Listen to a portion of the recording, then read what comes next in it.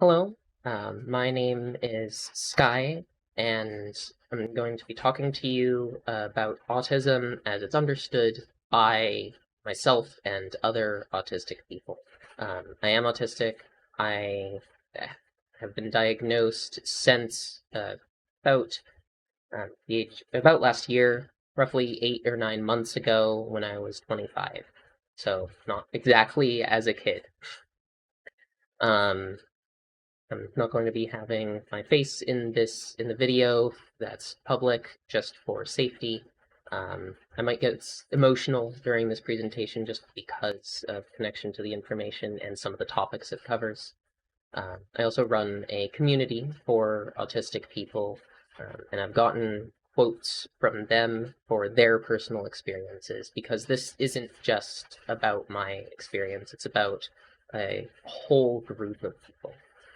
This is primarily aimed at non-autistic people who are watching this, but people who are autistic may find it very helpful because there are a lot of terms and pieces of information that not everybody knows. So let's start. First thing I would like to ask all of you is, what does autism look like? What do you think autism looks like?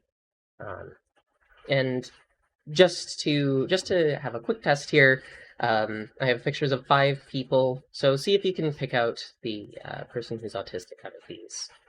Is it this lovely man from the United States?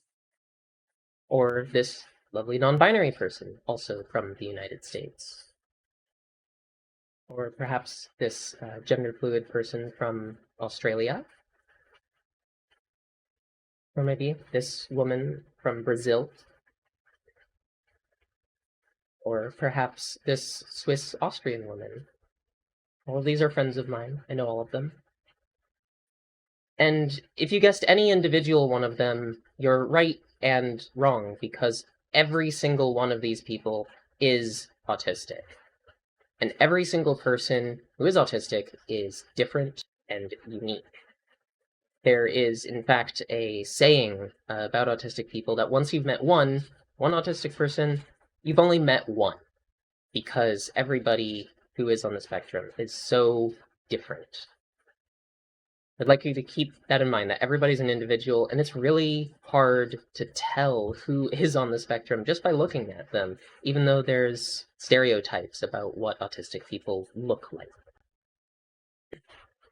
So just some demographic information. Who's diagnosed with autism? About 1 in 44 children are diagnosed. So about 1 or 2 people of everyone who's watching me right now were likely diagnosed as a kid, not even including me, because I was diagnosed as an adult. Autism isn't discriminatory. It occurs in all kinds of racial, ethnic, and socioeconomic backgrounds. Autism doesn't discriminate, so neither am I going to be doing that while talking about it. And like I said, this isn't about me, it's about an entire community of people. Now, there is a general leaning of autistic diagnoses towards males rather than females. About 3 men are diagnosed with autism for every woman. But like noted on the last point, that's not the same as the actual occurrence rate. In fact, estimates based on a phenomenon called masking estimate that it's actually pretty evenly split, and most likely it's a 2-to-1 ratio, or even directly 1-to-1. Now, let's just go over the actual clinical definition for what being autistic is. To be diagnosed as autistic, a person needs to have deficits. Note that word of deficits. In social emotional reciprocity, nonverbal communication, and relationships.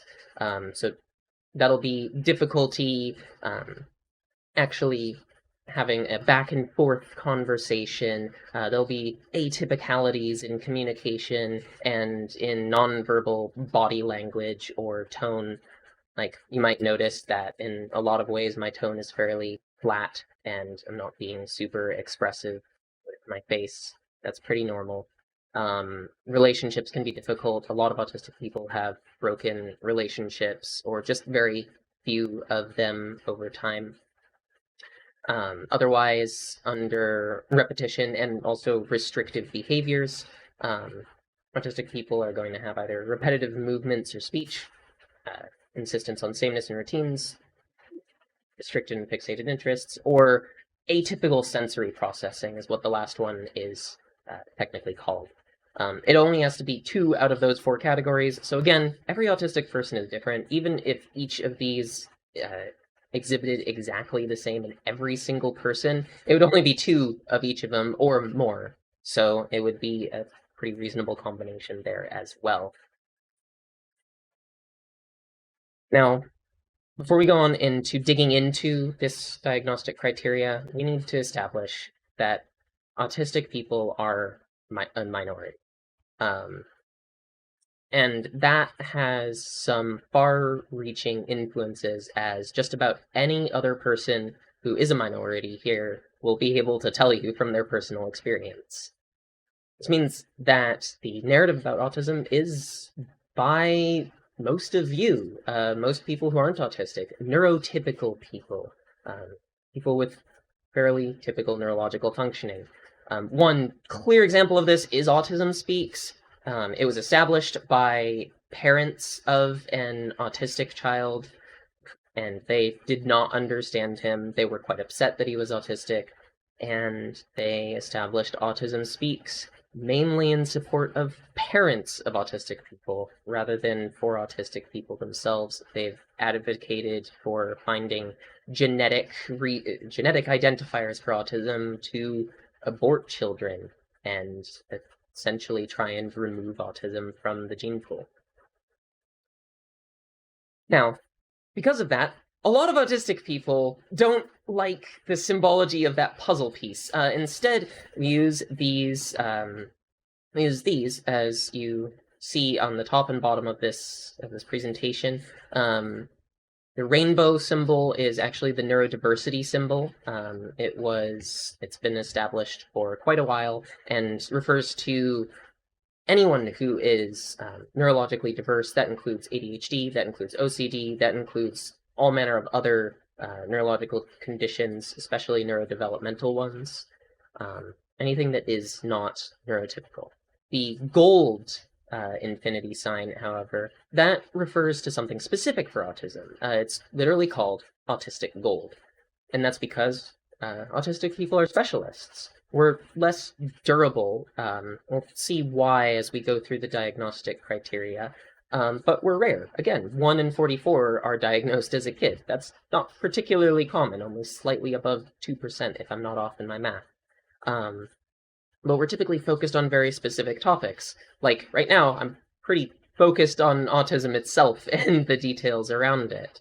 But that's what autistic gold means, relative to, it's a comparison to other metals like copper or iron that are more durable, but more practical in most contexts. That and the atomic symbol for gold is AU, which is just a wonderful fun. So let's dig into the diagnostic criteria itself. Starting not with the social aspects, but with atypical sensory processing. So atypical sensory processing can occur on a whole spectrum. A spectrum much like the autistic spectrum itself.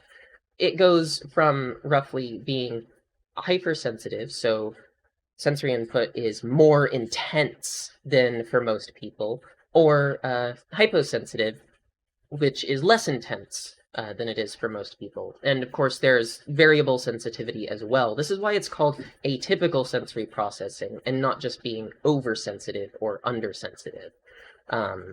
People with ADHD are going to cluster a lot more on the hypersensitive end as well, just for a comparison point, because that involves difficulty filtering out information rather than some information more or less intense.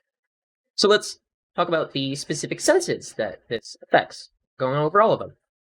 Vision tends to be pretty hypersensitive. Even since I was a kid, sunlight, not even looking directly at the sun, just reflected off the street was honestly painful. And now I actually have clip-on sunglasses when I go outside or when I go to drive. That helps. That helps this out quite a bit. Auditory, hearing, that's also very, very frequently more sensitive in autistic people. I can have some difficulty when my washer and dryer at my home are running just because of the low bass rumbling. That can also cause headaches and make me feel more tired and a lot harder to think. Tactile sensitivity is pretty famously hypersensitive, but it also can be hyposensitive. In both ways, that can cause discomfort. Especially this is with my feet, just for my own example. I cannot stand stepping on things without having socks and my slippers on, aside from just flat, clean floors. Walking on grass barefoot, that would drive me absolutely nuts. And I couldn't deal with that at all. Olfactory senses, your sense of smell, that's a lot more variable. Sometimes that can be overly intense, especially for chemicals, like chemicals and soaps. That's why you often have autistic people using unscented soaps. But it can be hyposensitive as well. There are a lot of smells, for example, that I just won't notice at all. Gustation is similar, though that tends to be fairly normal. So there's a sense of taste, not counting smell. That tends to be fairly normal, but some people can have a little bit of variable sensitivity on the spectrum as well. Vestibular sense is a little bit different. If you don't know, that's your sense of balance. It's regulated by these fluid sacs in your inner ears. And so as you tilt your head left to right, it tells you how your head is oriented to the ground, and that indicates your sense of balance. If you try keeping your head tilted to the side for a while, you'll probably notice that you want to turn it back straight up. This does tend to be a little bit less sensitive in autistic people, so that can contribute to difficulty balancing and more difficulty with things like gymnastics or similar. I've always been not very good at that. Interoception also plays into this, and this plays into other issues that autistic people have as well. This is the sense of what's going on inside your body, if you don't know. So they'll be affecting whether your heart is pounding, whether you're feeling pain somewhere, whether you feel hungry or thirsty. That affects autistic people quite a bit, and it can be an issue when trying to speak to doctors and explain if there's a medical concern, because even if you're feeling something inside your body, it can be hard to tell exactly what it is, and a lot of questions that doctors ask are, unsurprisingly, oriented towards the majority, neurotypical people, as you might expect, but that does cause problems. And then the last sense to go over is proprioception. This is your sense of where your body is in space without even seeing it. So if you close your eyes, you generally can see, you can feel where your body is. This tends to be more impaired in autistic people, especially ones who have a comorbid condition of dyspraxia. And you can see that with more jerky movements. Though in just autistic people, it tends to be considered to be an issue between vision and those abnormalities in hypersensitivity and proprioception. Those don't quite line up. For example, when I get up in the morning, sometimes I'm looking at my phone, but it feels like my hands are a little bit away from where I'm seeing them as, and that can be a little bit odd to feel.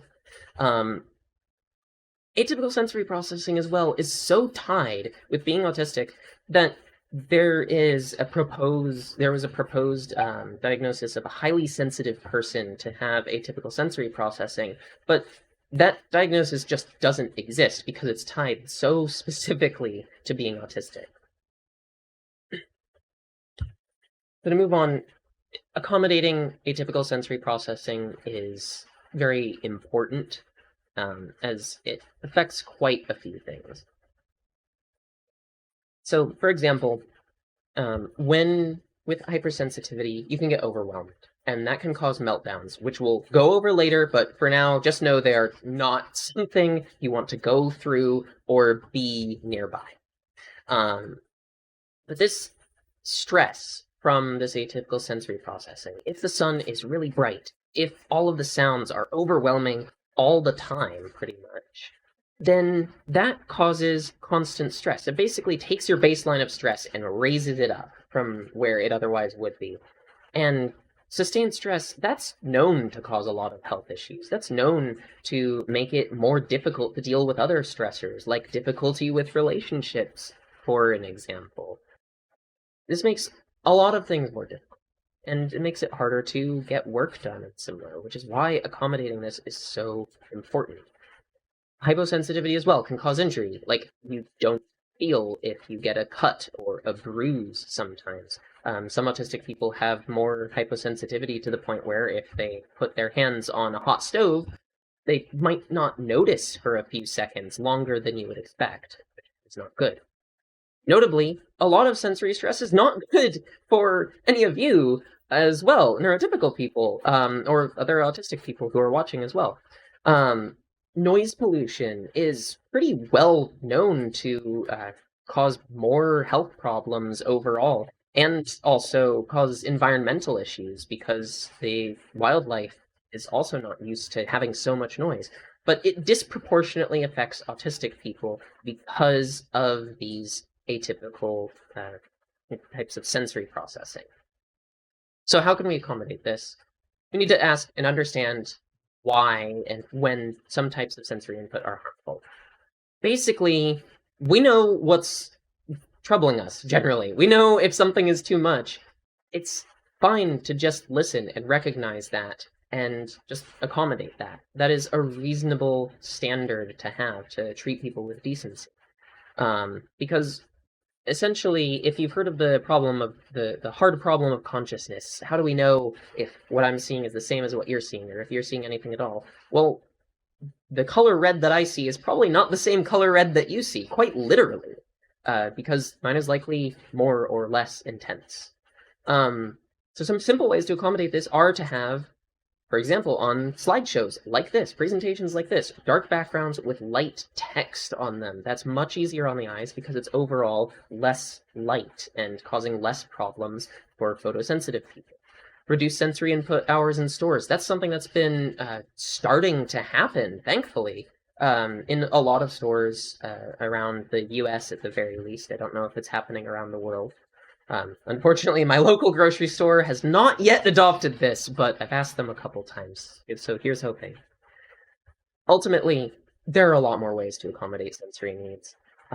Again, just ask autistic people, ask people who are stressed and clearly need some accommodation, what is causing the problem? And we can work together to find the solution. Sometimes it can be hard to tell what's stressing us out in terms of sensory information, so trying to figure that out is totally reasonable.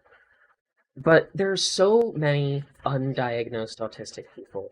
These accommodations are really fairly simple to do and reasonable. They don't cause that much, it doesn't cause that much of an issue to simply maybe not play music very loudly on the bus or similar, or to not bother people who are using noise-canceling headphones and not tell them off for it. Those are very reasonable things that people can do because some people need those accommodations. Let's move on to the next diagnostic criteria, repetitive and stereotyped movements. This is called stereotypy. That's in the upper left. You can read that. It's called stimming, and individual actions are called stims. These are self-regulatory actions. They help with sensory overwhelm. They help with stress. This is something that a lot of you are probably doing, even if you aren't autistic. How many people are there nearby you, or you yourself are bouncing your legs, or twirling your hair, or perhaps tapping on a desk, or fiddling with something? That's stimming.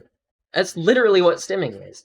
But in autistic people, and also people with ADHD, that's very constant. Like, right now, you can't necessarily see it under my desk, but I've been bouncing my legs and rubbing my feet together this entire time because that is very helpful. I also have this Song trainer just because it is a very helpful thing to stim with to help manage stress. It's also used pretty frequently by autistic people, especially autistic people, to express emotions. One of the differences between a lot of autistic stimming and neurotypical stimming, or even ADHD stimming, is that it is used for expression, and there are some specific things like hand flapping, or jumping up and down, or making little noises out of happiness or being afraid. It's a different type of body language, but it is used to express emotion, and it's genuine. A lot of them are very consistent. I typically end up clapping my hands like that when I'm happy, for an example. So, moving on as well, let's look at restricted and fixated interests. These are called special interests normally. In ADHD people, these are called hyperfixations, but those are a little bit different. In autistic people, special interests are basically how we understand the world. We relate other information back to our special interests.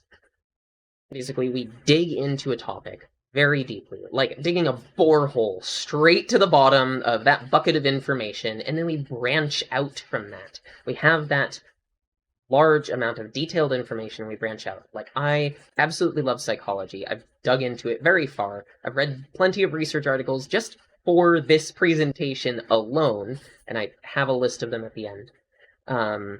And a lot of the ways that I understand other information and other topics are by relating it to psychology. Or also, another example from my case, to sound and music. That's another way I relate to things because I have a special interest in music and sound. But you can contrast that with fairly neurotypical learning, which starts out with more broad-level concepts, as you might have experienced during like elementary and middle school and even high school. You start out with the more broad ideas. You start out with, oh, here's physics. If you throw a ball against the wall, it'll bounce back. That's a very obvious thing. Equal force. Can't remember the exact quote, but there's an equal amount of force applied in return when force is applied in one direction. That is a very broad level principle, but then you start narrowing down, especially in university right now, like with this psychopathology class, we start digging in. But this is really important for special education teachers and people working with autistic people, is if you want an autistic person to learn something, contextualize it for one of their special interests, and then they'll be interested. It's a pretty direct principle, actually. Now, one stereotype about autistic people is routines. We have rituals. We do the same thing every day. Well, there's a reason for that. As it says on the left, autistic brains do tend to develop white matter more quickly, so more myelinated axons, more myelinated neurons in general. So these patterns are established faster. They stick more easily, and they're fairly important. They stay there.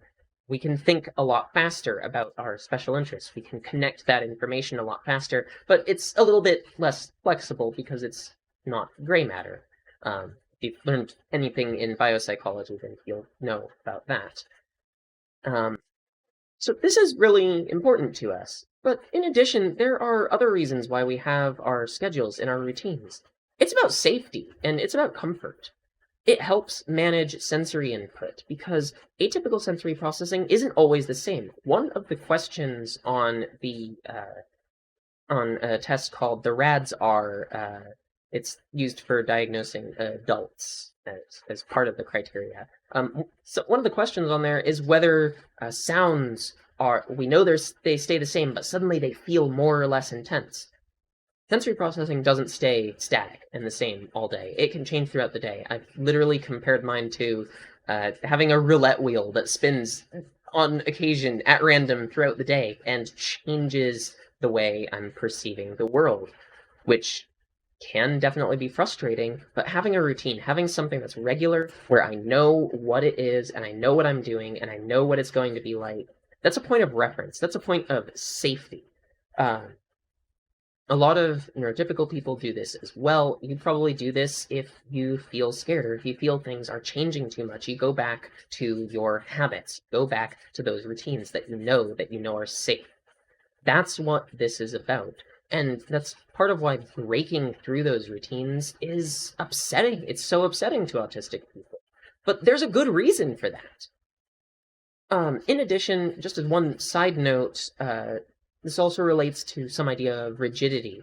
A lot of the time, autistic people will have a plan for a day, and if that's suddenly interrupted, then that makes them upset, even if it isn't a regular routine.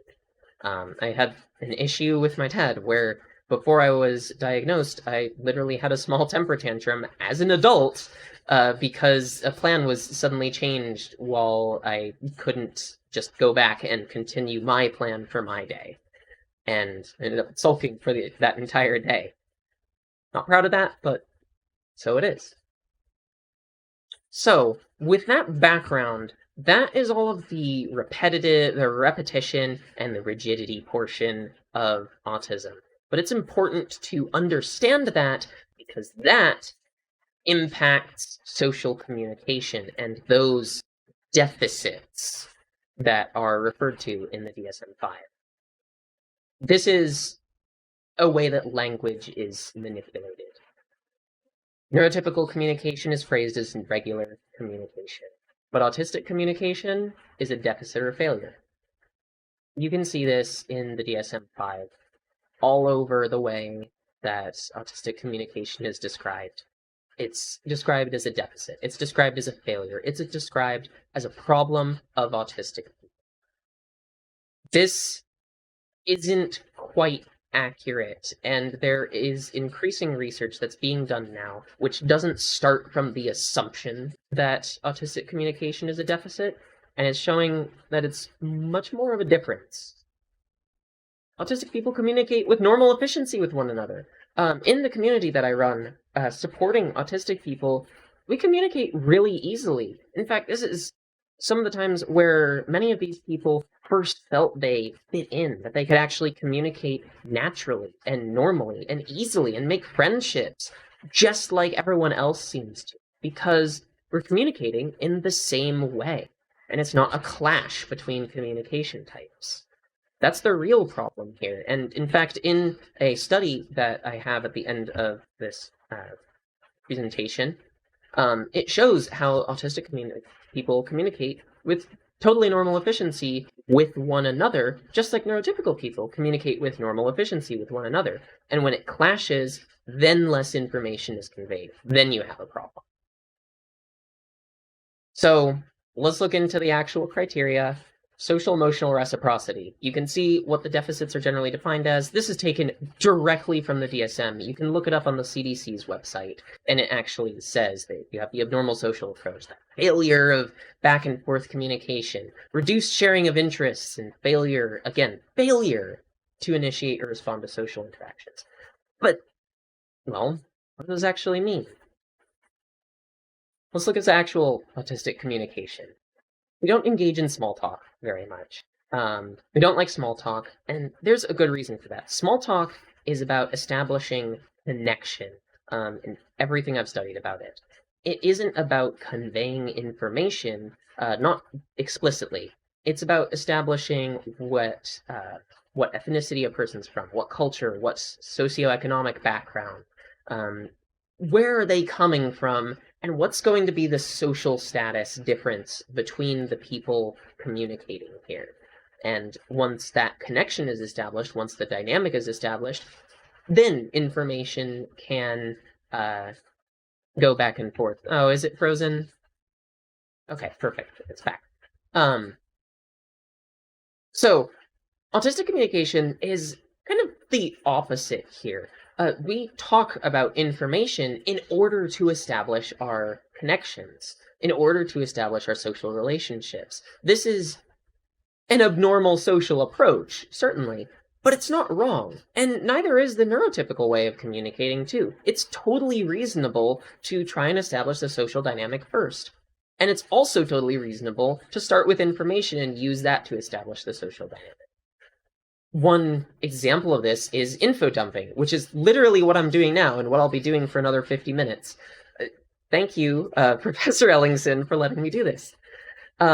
Info dumping is something that makes a lot of autistic people very, very happy because it's sharing about our special interest in an excruciating level of detail. And because this is a topic that we love, we want to share it as a way to communicate. It's content to establish connection, just as you can see right here. So info dumping, it is to connect. This is this failure of back and forth conversation, but again, that back and forth conversation is much more of a neurotypical type of communication and not autistic. Autistic, it's also quite in contrast with the reduced sharing of interests, emotions, and affect when we're sharing all of this information and it's all about our interests. That's what it's for. We also care a lot about precision and accuracy because a lot of us end up being misunderstood because we don't lie very much. A lot of autistic people have really strong senses of justice and really strong senses of morals, which can be good or bad. And we don't imply things very much. We say things very straightforwardly. I haven't been implying anything with anything I've said so far this lecture, I'm pretty sure. It's just been, this is the information directly. Because that's so much easier to understand, for me, certainly. But a lot of the time, implication is used in most neurotypical communication. You probably imply things a lot. If you're not diagnosed as autistic, you imply things a lot to other people, and they generally understand.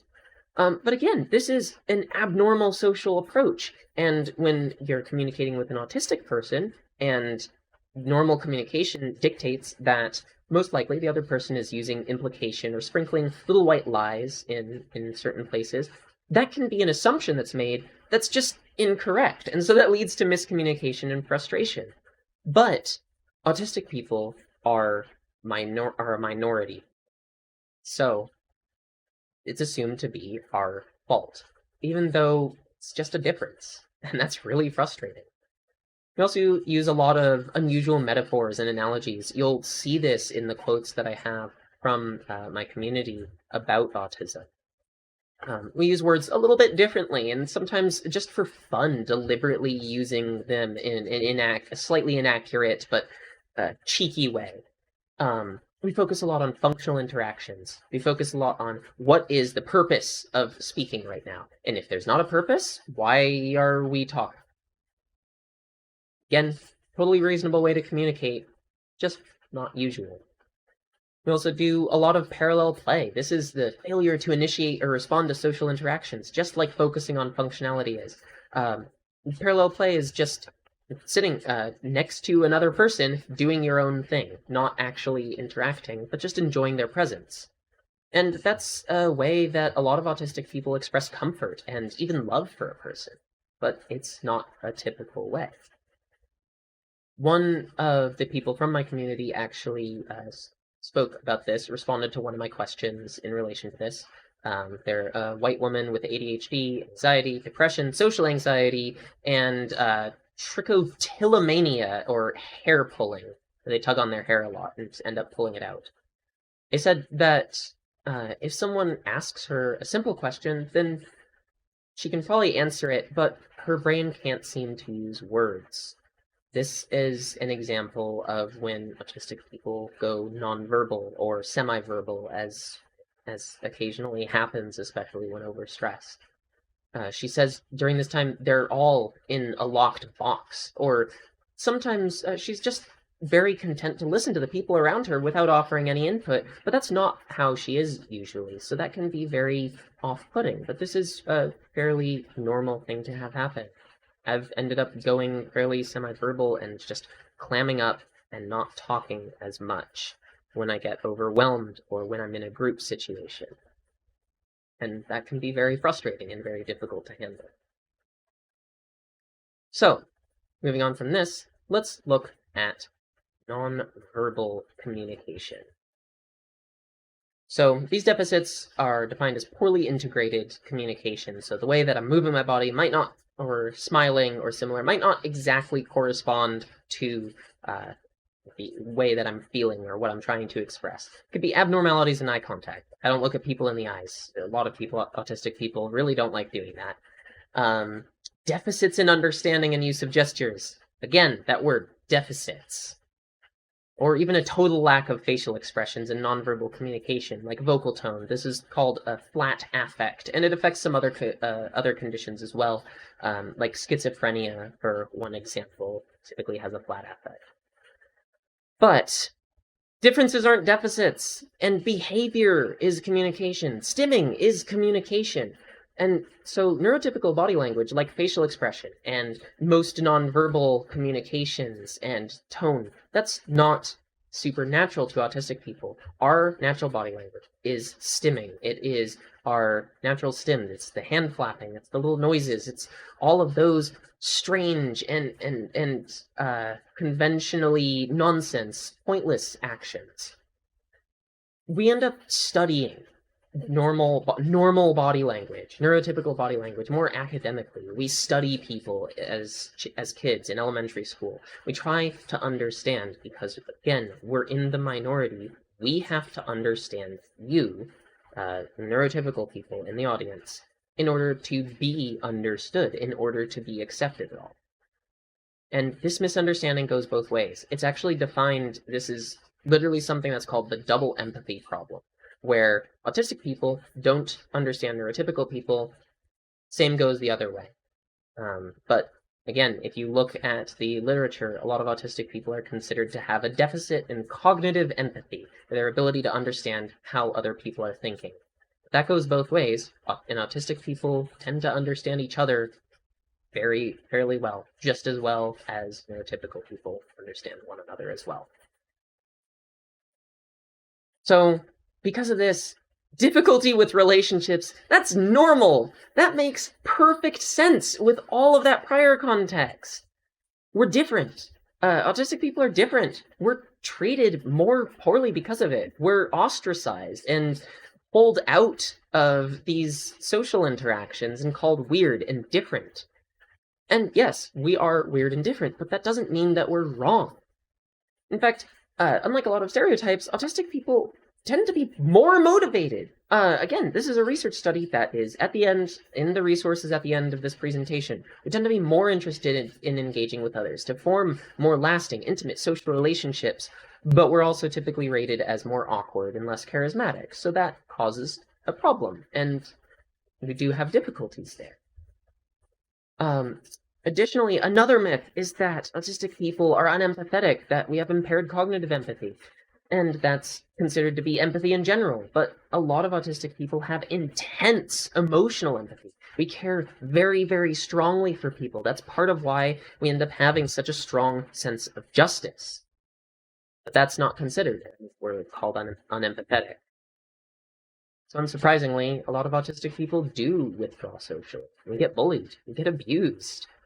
It's not surprising. If you were, then you'd probably withdraw from people as well. And a lot of people with PTSD end up being anxious around other people, and they socially withdraw too.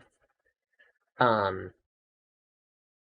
addition, intense emotional empathy also has correlations with social withdrawal. This has been tested with empathy training. So that makes it harder to handle too. Now we're going to move out of the actual diagnostic criteria and look at a few things that just aren't mentioned for whatever reason. Like, for example, executive dysfunction. So executive functioning is something that your brain does. It helps you regulate your focus, so you're focusing the right amount. You're not hyper-focusing, as happens with ADHD and with autism. You're not focusing too much, but you're not focusing too little. Like, a lot of the time, I'm sorry, Professor, I have a lot of difficulty focusing on the lectures, and it's not because they're boring. It's because I actually have active difficulty regulating that focus. And that happens with a lot of other autistic and ADHD people. Organization and planning can be difficult. I had to work very hard to set this up over the last 2 weeks. Initiating tasks can be difficult. Needing to force myself to start working on something now. Emotional regulation. That's part of executive dysfunction, is emotions are dysregulated, and this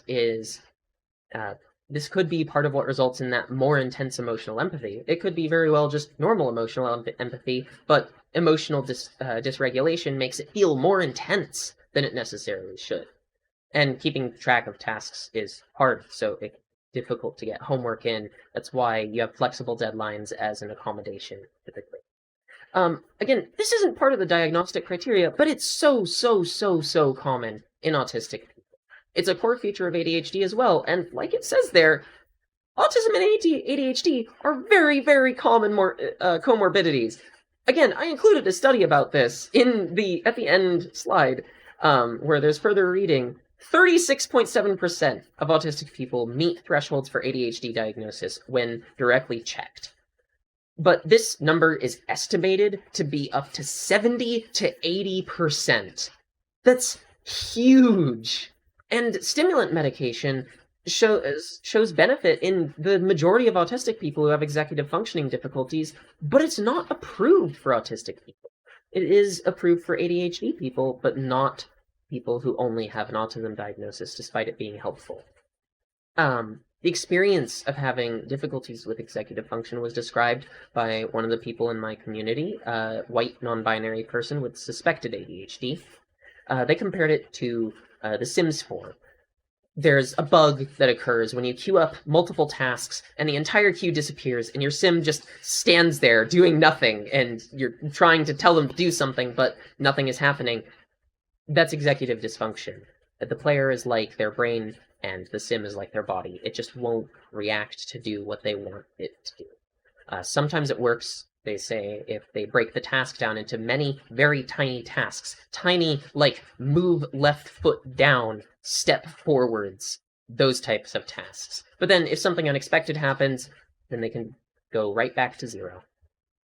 They're a good student. They do well in school. They have good social skills, especially considering they're being diagnosed as autistic. They even work in a social profession, but they still can't do basic chores like cooking or cleaning themselves. They still need a checklist to get dressed in the morning. This person is 20 years old. They're an adult. They've been doing this for years on their own.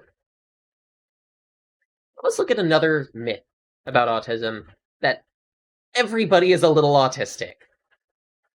Being charitable, this is typically to relate or sympathize. It's based on the idea that autism is a spectrum from being autistic to being neurotypical, similar to gender or sexuality spectrums, but it doesn't work that way. And the reason it doesn't work that way, I think, is very clearly demonstrated by this comparison. Everybody is a bit of a paramedic, right?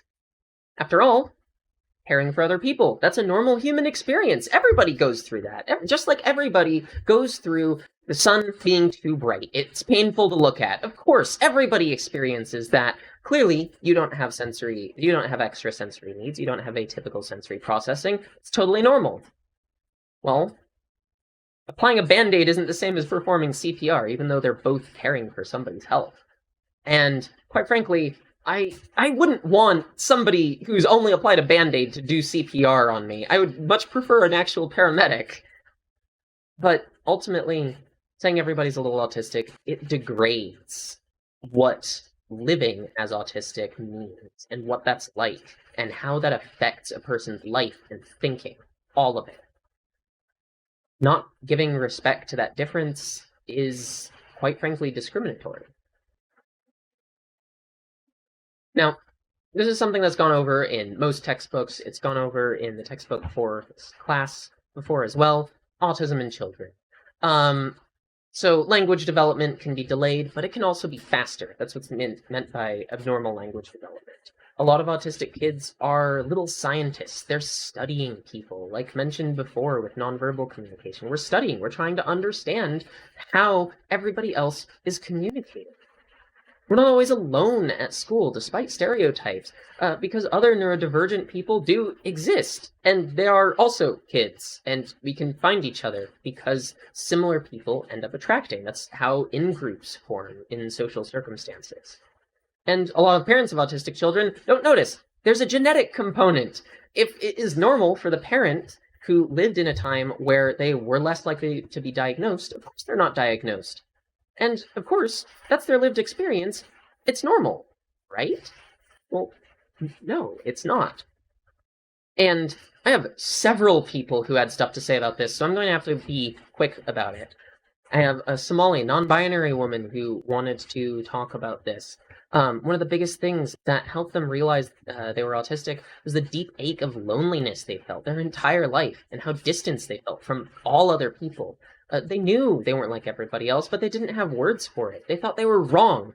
They found comfort in fiction with characters who felt broken or different, but those characters had reasons for it. They only understood this feeling when they started researching autism, when they started listening to and talking to other autistic people. Autism and Asperger's syndrome, when that was still in common usage, it was called wrong planet syndrome, and for a very good reason. It's normal. This person said that they struggled with making friends. They felt very lonely and assumed they were broken. That's all common among autistic people. There's so many people who understand, but we shouldn't have to go through this. Nobody should. Absolutely nobody should feel like they're alone and broken.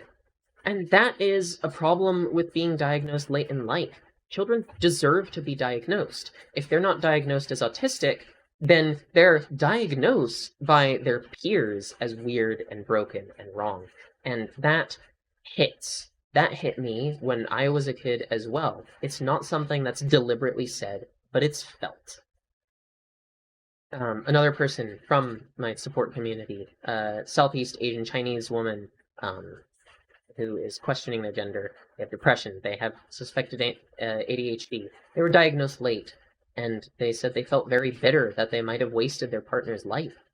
They said they're okay with the way they are, but maybe their partner would have done better with somebody normal. And this person feels really bad that they've affected somebody else's life, their partner's life, and made their partner waste their time with them.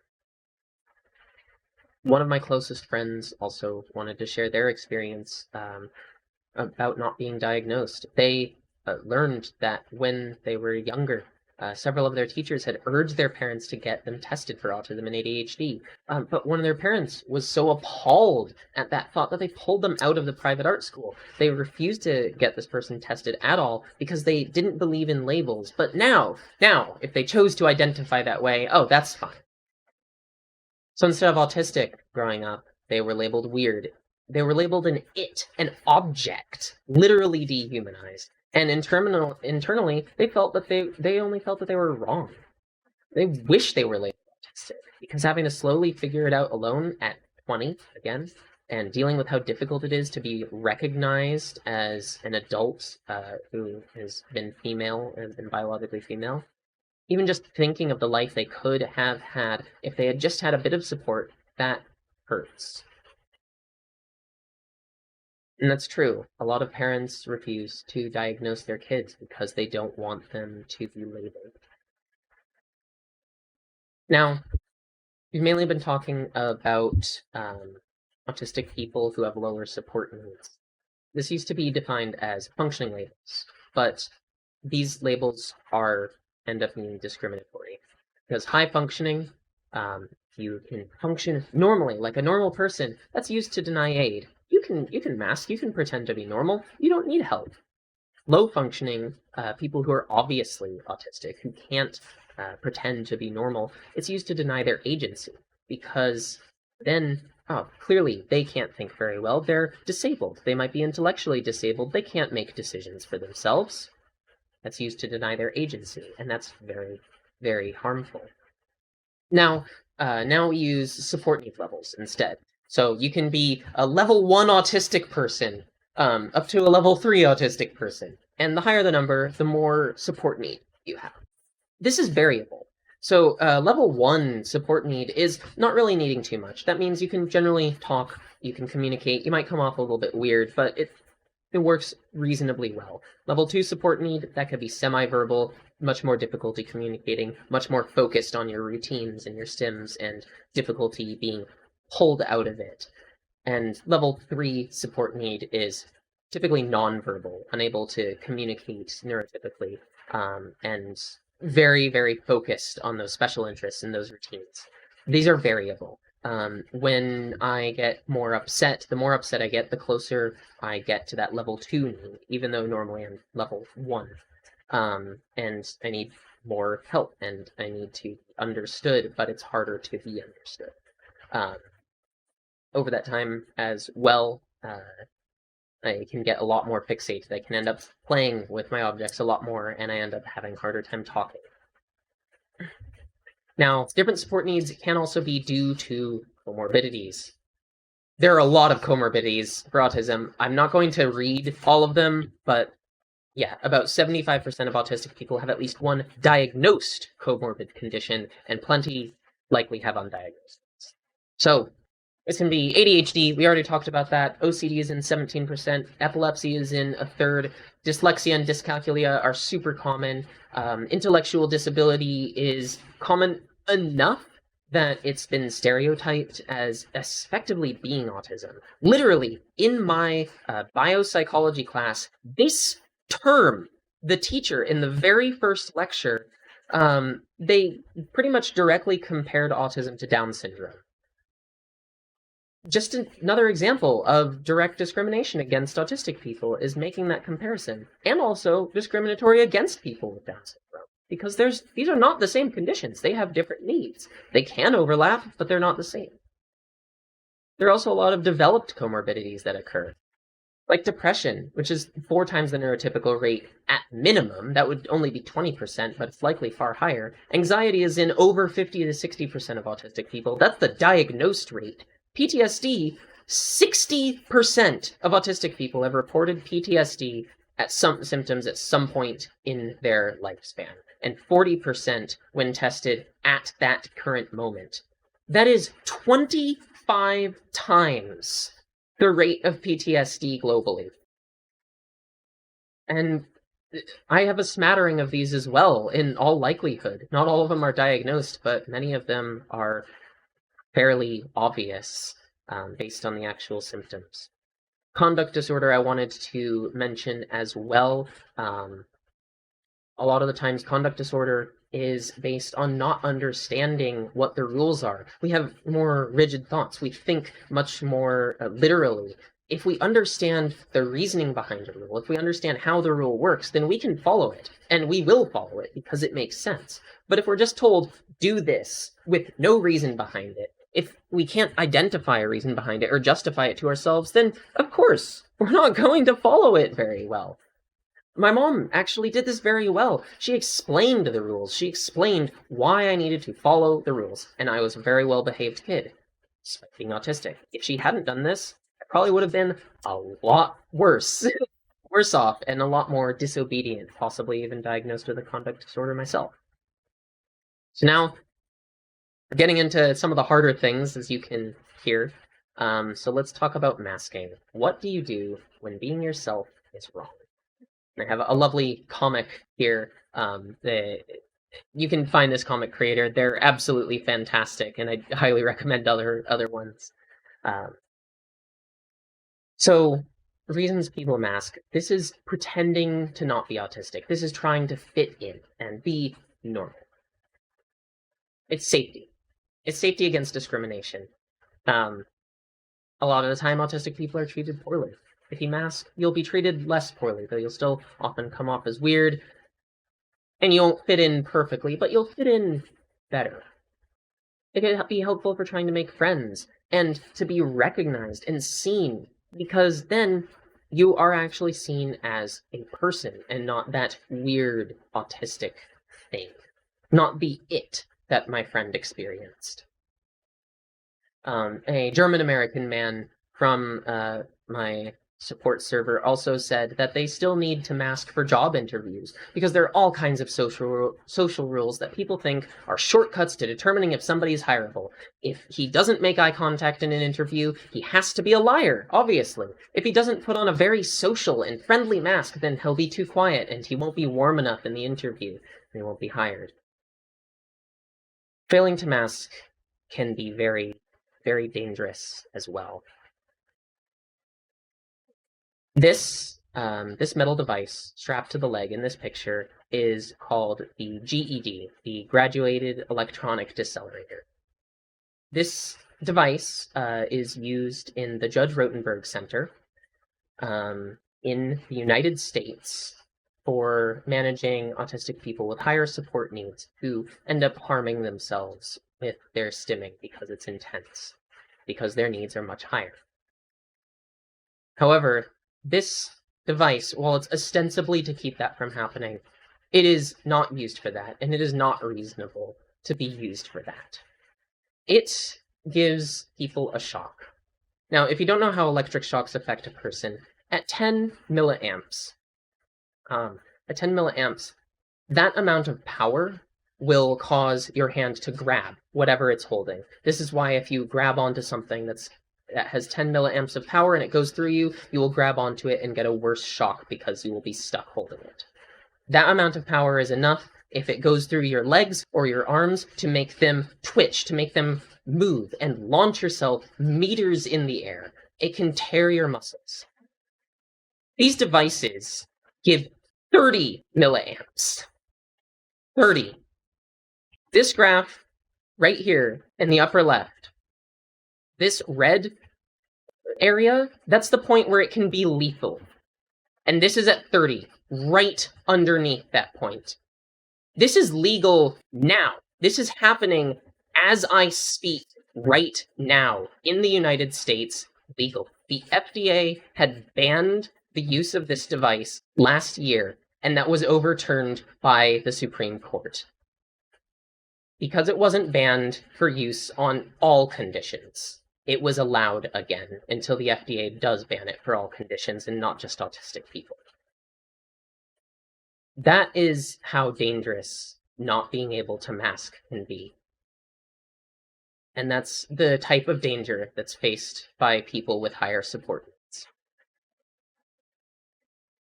But, so obviously, you should mask, right? Well, there are consequences for masking too. In order to mask, you have to ignore your body's stress signals for sensory information because you can't show that you're in pain from the sun. You can't show that you're in pain from all the noise. You have to power through it. You can't express yourself genuinely. You have to pretend to be normal. It requires constant attention and focus, which makes handling job responsibilities and school responsibilities much more difficult. It results in developing a lot of those problematic mental health conditions like PTSD and similar because you have to gaslight yourself. That's a form of abuse, gaslighting. You have to deny your own literal, physical, mental experience. It also means that you won't be diagnosed, so you'll be weird, wrong, broken, rather than given an accurate label. You won't be able to access accommodation if you mask because you won't be diagnosed. You won't have that self-understanding because most likely you won't be going into autistic communities if you hide well enough to not need any diagnosis or not need to figure that out. You feel weird. You feel like an alien and alone. And that's been said. There's a wonderful quote that I've seen that one of the real hells is existing and thinking that you're entirely alone in your experience. A European woman from my support server said they always kind of knew they were a bit different, but they never thought that they had a disability. There's so much stigma around that term that she didn't think someone who could blend in as well as her could even be disabled. But at some point she learned that some things, like social interaction with most people and executive functioning, are actually easy for most people. She still hasn't fully claimed the term disabled yet. She doesn't have a diagnosis, and she, again, tends to gaslight herself into thinking she's not struggling enough to use that term. I used to as well.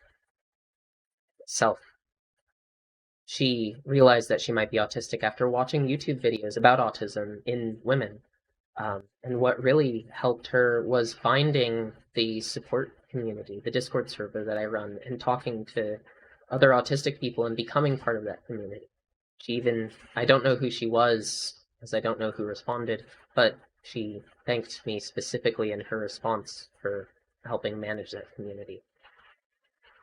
Another person who's Arab from Saudi Arabia, they're genderqueer, and they have PTSD and they experience seizures and psychosis.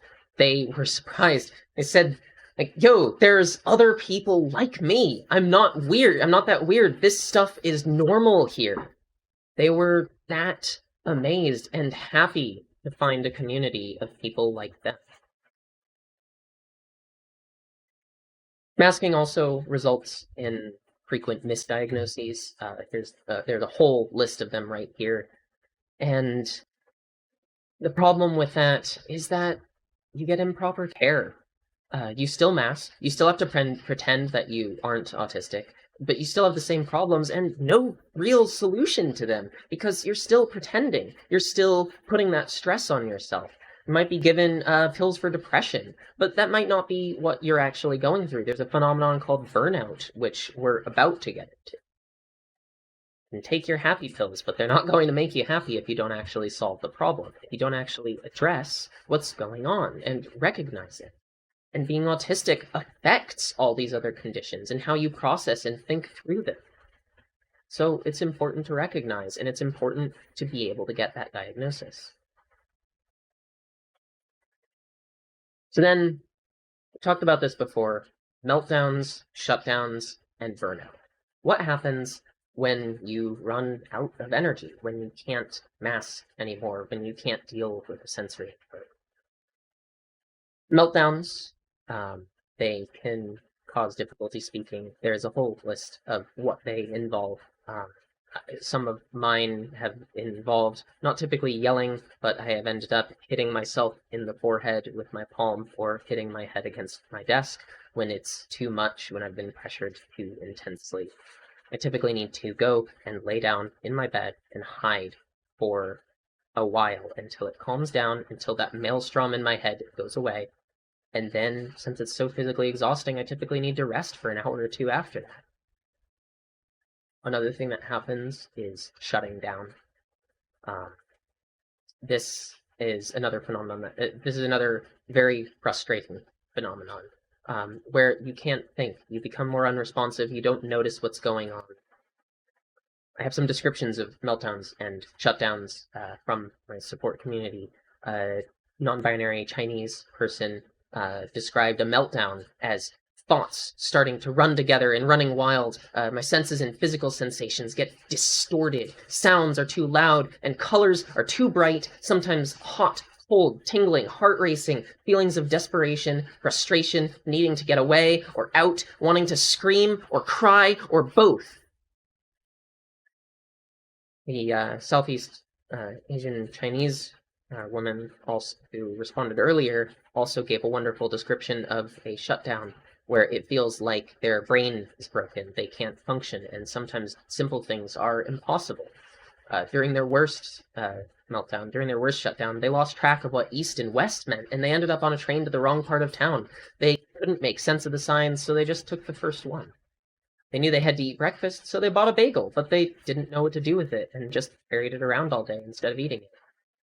And their work doctor hospitalized them, because he said that they might end up dead just because they'll end up walking in front of a bus without knowing. Sometimes when I've shut down myself, I've ended up practically walking into the street without even realizing it, without realizing that there's not a walk signal. Thankfully, that typically is when I'm with other people, but that could be dangerous. Another phenomenon that happens is burnout, and this is frequently mistaken for depression. It can happen with depression as well, but it's different. This is from the sustained stress of masking, the sustained stress of trying to push yourself too hard for years and months and years and years and years. Makes it harder to mask. This is one of the biggest reasons why adults start seeking diagnosis now. And it just doesn't it doesn't go away unless you accommodate your needs that haven't been going accommodated up until then. If you don't go out on social interactions that are draining rather than nice, if you don't care for yourself, if you don't accommodate your own sensory needs. So, obviously, there's a lot of problems with being autistic. There are good aspects too, but there are a lot of problems, so how do you treat this? Obviously, this is important for psychopathology. We've talked about it. Well, it's actually not as hard as you'd think. Mental health professionals, if you're going into that profession, you just need to listen with compassion. Listen to autistic people describing their life experiences. Don't judge. Treat it like culture. It has that big of an impact on a person. It has that big of an impact on how they think. In fact, autistic people, the support community that I run, these are people from Saudi Arabia, from China, from America, from Australia, from Brazil, and we all get along because we communicate similarly. It has that big of an impact on how a person thinks and interacts. We deserve accommodation, not being cured, because so many of these difficulties, so many other causes of meltdown, shutdown, burnout, these are from lack of accommodation. Most likely, if you were unaccommodated, this kind of thing would happen to you too, even if you aren't autistic. And having autistic therapists, we know what it's like. We can interact with each other and help support each other very directly and clearly and much more easily. That's a fairly reasonable idea, but for whatever reason, that's just not thought of. Some basic treatment options. Oh, I messed up the slide here.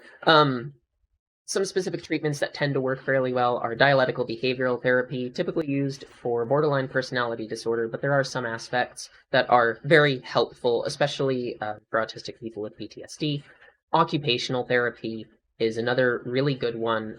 It helps especially with regard to sensory issues, because often it involves building a sensory profile and creating a sensory diet of sorts.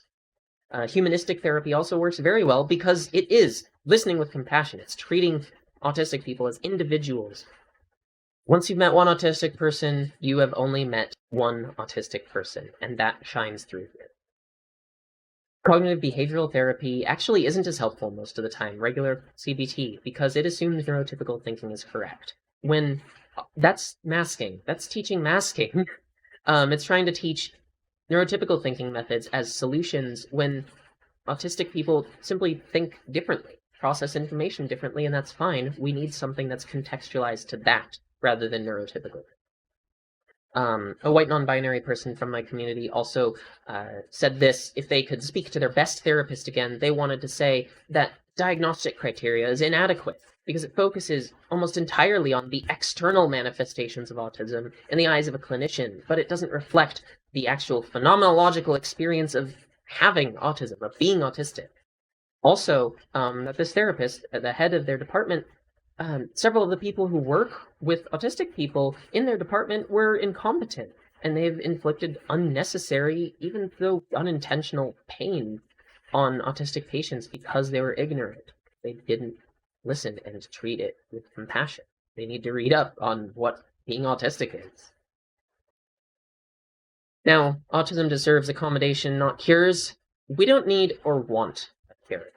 This is from a survey from 2018 of 10,000 people, 3,000 of which were autistic, 2,000 of which were suspected with autism, and 5,000 people who were not autistic. As you can see, if there's a cure for autism, nearly, I think it's over 70% of autistic people would not take that cure. But then you have nearly 40% of non-autistic people who would give it to their relative. Only about 35% of them wouldn't. That greatly disrespects autistic people. And one complaint that's often levied against autistic people, especially those with lower support needs, like me, speaking for autistic people, is that we're not considering those who have higher support needs, those who are intellectually disabled, those who are nonverbal. Well, a good 75% of the nonverbal and selectively mute autistic people would disagree with that. And a good nearly 70% of autistic people with learning disabilities would disagree with that. We don't want a cure. We don't need a cure.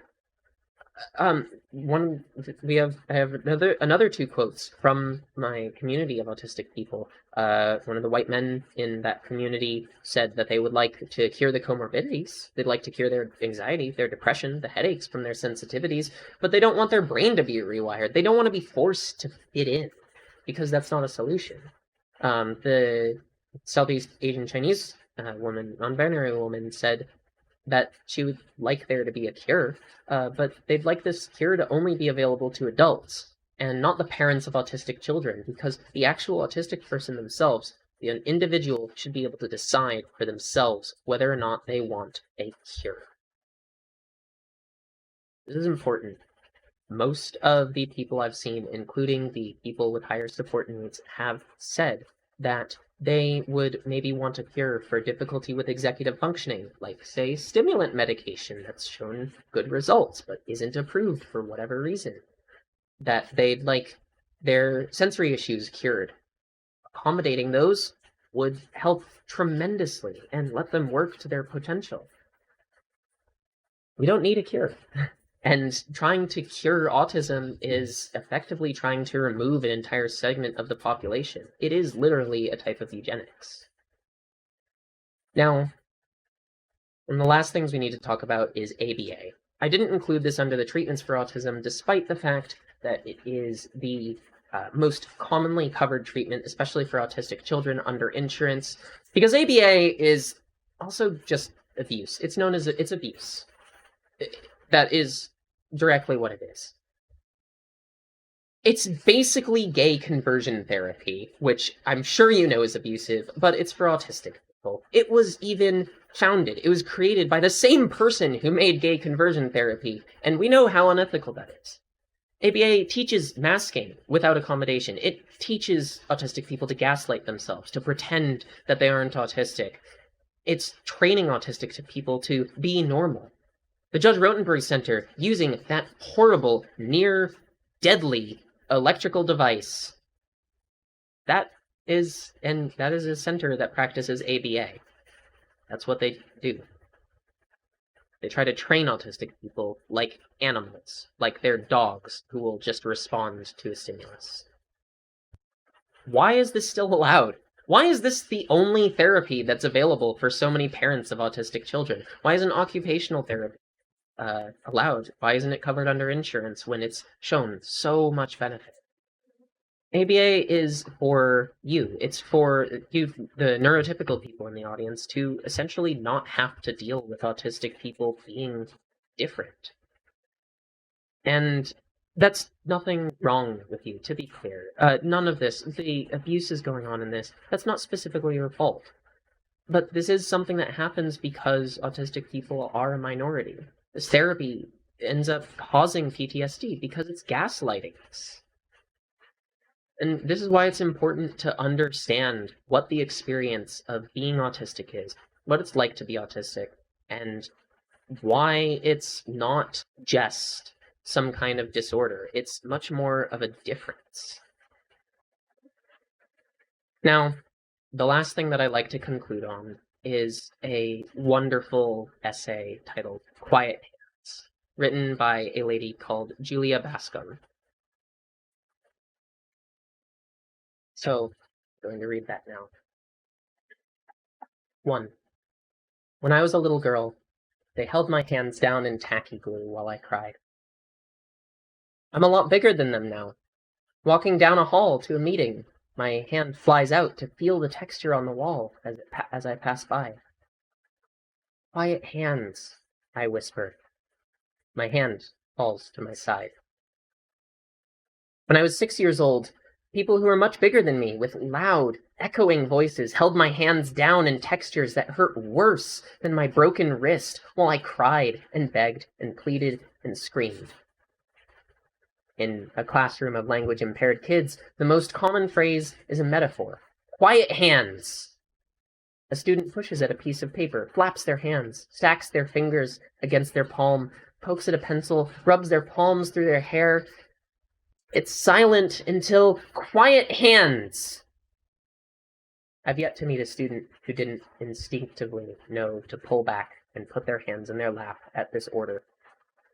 Thanks to applied behavioral analysis, each student learned this phrase in preschool at the latest. Hands slapped down and held to a table or at their sides for a count of 3 until they learned to restrain themselves with the words. The literal meaning of the words is irrelevant when you're being abused. When I was a little girl, I was autistic. And when you're autistic, it's not abuse. It's therapy. Hands are, by definition, quiet. They can't talk, and neither can half of these students. Behavior is communication. Not being able to talk is not the same as not having anything to say. Things slowly start to make a lot more sense. Roger needs a modified chair to help him sit. It came to the classroom fully equipped with straps to tie his hands down. He threw the straps away. His old school district used them. He was 7. Tara can read my flapping better than my face. You've got one for everything, she says. And I wish everyone could look at my hands and see, I need you to slow down, or this is the best thing ever, or can I please touch, or I'm so hungry that I think my brain is trying to eat itself. But if they see my hands, I'm not safe. They watch your hands, my sister says, and you might as well be flipping them off when all you're saying is, this menu feels nice. When we were in high school, my occasional accidental flap gave my other autistic friend panic attacks. I've been told that I have a manual fixation.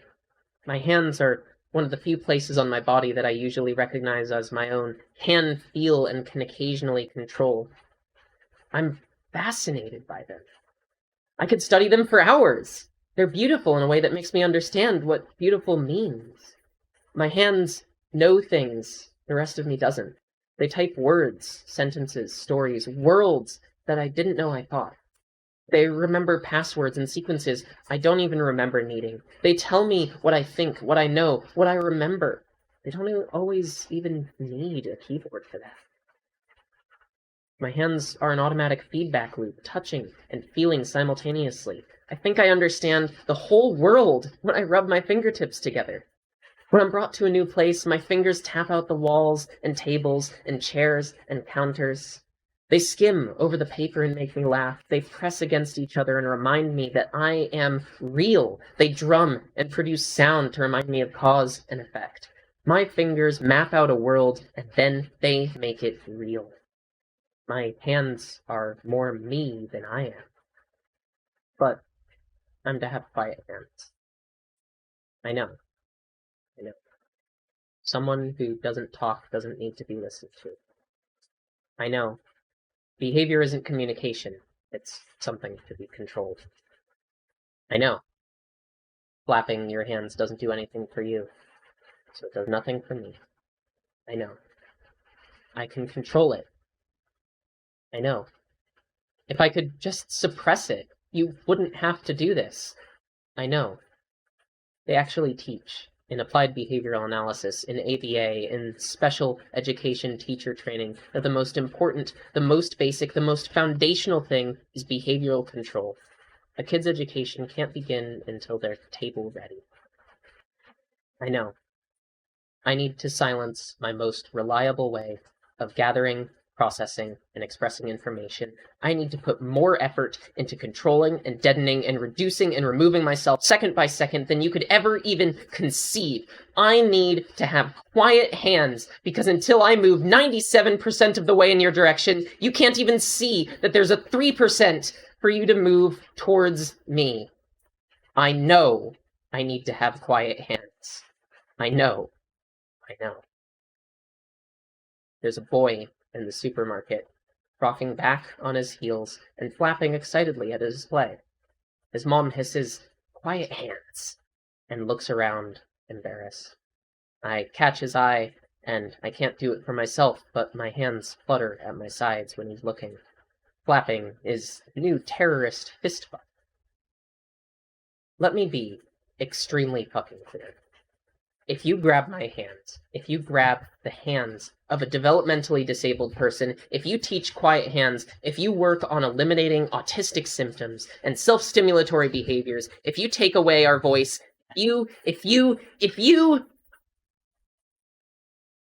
then I